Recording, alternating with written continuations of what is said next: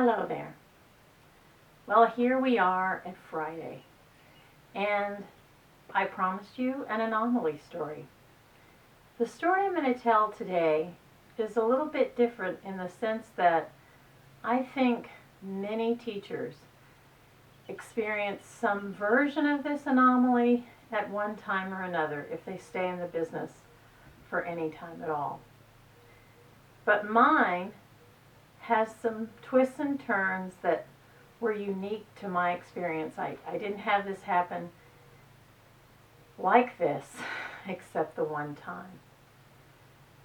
So this is called the graduate anomaly.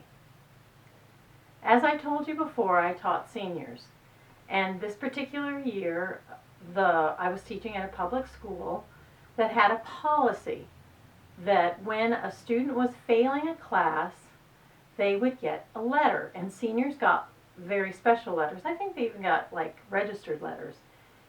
So I had a student who was unpleasant and unmotivated and didn't turn in his work. And he started the class failing and kept failing because he didn't turn things in. He simply didn't. And I tried to encourage him to turn things in. Anybody who knows me or worked with me knows I really wanted people to turn things in. And it didn't work. So he was failing from the very beginning of the semester. And it was the spring semester. Graduation was supposed to be at the end of it. And so at 4.5 weeks, a letter went out to his family saying, your child, who is a senior, is failing a required class, English, and he needs to do something to address it or he won't graduate. So that letter went out at 4.5 weeks, and then he had an F at 9 weeks, and then halfway through the second 9 weeks of the semester, he got another letter, and then 3 weeks before the end of the semester, just 2 weeks before the seniors were finished, because at that particular school, seniors finished their semesters a week early so that senior teachers and counselors could do the things like grading finals and submitting grades and figuring out class rankings and stuff like that. So 2 weeks before he was supposed to graduate, I got called to a meeting with his family. And for some reason, my administrator had us meet in the library rather than in the office where we usually met. And I have theories about that, and I might discuss them a little bit near the end. But we were meeting in the library. I really remember that very distinctly because it felt strange. So it was a mother and a father and a young man and a principal and me. And so I didn't really know what I could say except, well, he hasn't turned in the work, so he's not going to pass. And even if he got 100 on the final, he couldn't pass, which he won't get 100 on the final because not only has he not been turning in his writing, he hasn't been doing the reading. So better enroll him in summer school. He won't be walking at graduation. That was pretty much it for me. I said my piece as far as this is why he has the grade he has, and I don't see how he can change it. And so the conversation was interesting. These people kept referring to maybe one or two things he did well and turned in, but that was what they were talking about. Essentially, it was clear that they were asking for me to pass him, even though he hadn't done the work to pass. And they said, well, what if he gets 100 on his final? And that is a big, strange what if to ask about. It doesn't, the final is only a small portion of the grade. The grade is the work done during the semester. So I was mystified by it. And really, my principal wasn't saying much of anything. He just was, for lack of a better word, facilitating the meeting. And of course, the young man was complaining to me about how I did things, everything. Everything I did was called into question and criticized by the young man, and the parents echoed that. So the young man kept asserting after a little while of the meeting, that he had done the work, he had just forgotten to turn it in. And so the principal then said, well, you could grade it then, couldn't you? And looked at me, and this was a point that bothered me, because this whole late work issue is a big issue. Every teacher has had to confront it, and I am going to do an episode about how do you prepare yourself for dealing with late work. Because, of course, whatever you allow one student to do, you should allow every student to do if they should choose to do that. Obviously, not every student is going to do that, because there are students that are getting good grades and don't need to do that. But there's, for me, always a principle involved, meaning a standard, a way of behaving in the world that's honorable.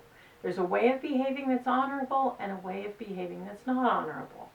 And changing the rules for one student, I don't think, is a very honorable thing to do. Offering this service of saying, yes, you can turn in absolutely everything in my class late, and I will grade it all. I will give of myself all that time, even though you did nothing to try to deal with that. And the principal really wasn't trying to take a position, it seemed to me, except by continuing the meeting he was. Tacitly, he was trying to communicate to me, let these parents pass their kid, let this kid graduate. That's what he was trying to say to me. And I couldn't say, yes, he passed the class when he didn't. He didn't pass the class. He didn't. He wasn't working the entire semester. He had earned an F straight through. So why should he suddenly pass? So how was I to deal with this? And the reality was, I gave in. The principal finally just said, why don't you just grade his late work, and maybe he'll get close enough to passing and he can pass the final and he'll pass the class. I said, okay, fine. I turned to the student and I said, you bring me everything you've got and I'll grade it all, and we'll go from there. You say you've done it all and it's all in your locker, so go get it and we'll grade it. The student got up and walked to the door of the library and then turned around and walked back and said, I didn't do it.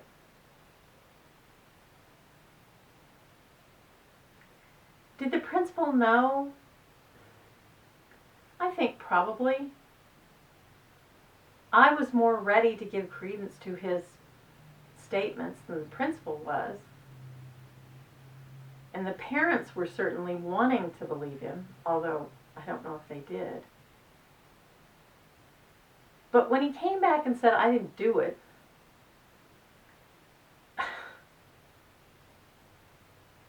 and he wasn't going to do it. He wasn't going to spend the next week, every night, all night, writing assignments that he hadn't done all semester, when he'd had time to do them, when he had instruction, when he had an opportunity to discuss it with others in the class, because we did do that. So the student didn't pass, and he didn't walk the stage at that point. Now that should have been the end of it, quite frankly. You know, there are a lot of people that don't graduate on time. There are a lot of people that spend extra time going to school, and you can't spot them on the street. There's no brand that's put on them. Just like there's no brand put on valedictorians. What grades you get in school and how long it takes you to get through it disappears the minute you're in a new situation, an adult situation.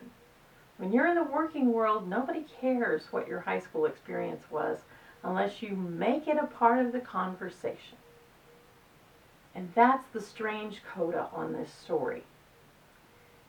Some years later, my brother, my youngest brother, Brian, came to live in Roswell for a couple of years. He was in transition from his college experiences in Las Cruces and looking to begin the more full expression of his adult life. So I invited him, Mother and I both invited him, in fact, to come and stay at the house here in Roswell for a while, and he did. And he had his own social circle, his own life. He had jobs here in Roswell, and it turns out that one night at a bar where he was playing pool, he liked to play pool, he played pool with a man who told him the story of his high school teacher that was a bitch and wouldn't let him graduate on time. Hello. Now, how disturbing is that? I will never understand why someone would bring that up during a pool game at a bar. And I even gave in. It didn't matter. It didn't matter. He was never going to take responsibility for what he had not done, and he was going to trash me at every opportunity he got. As a grown man, he was going to trash some pathetic English teacher. There's a lot of mean out there in the world. And I have to say, I'm really glad that my brother was not of that ilk. I'm really glad that I didn't hear complaints about high school teachers years later.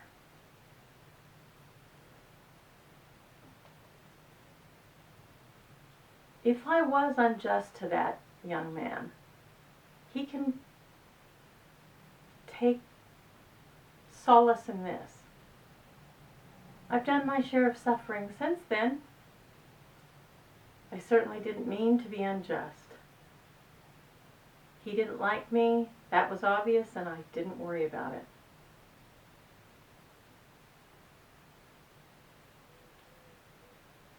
That was an awful experience and I hated talking about it. But to all you teachers out there that are dealing with somebody saying to them, change your method because this kid needs it, you're not alone. Final note. I suspect my principal had some sort of relationship with that young man. Maybe he was an uncle, maybe just a friend of the family. But I have a feeling somehow or another there was something in his office that would give that away, and so we met in the library. That's it for today. I hope you have a glorious rest of the day, and I hope you see me soon, you gorgeous people.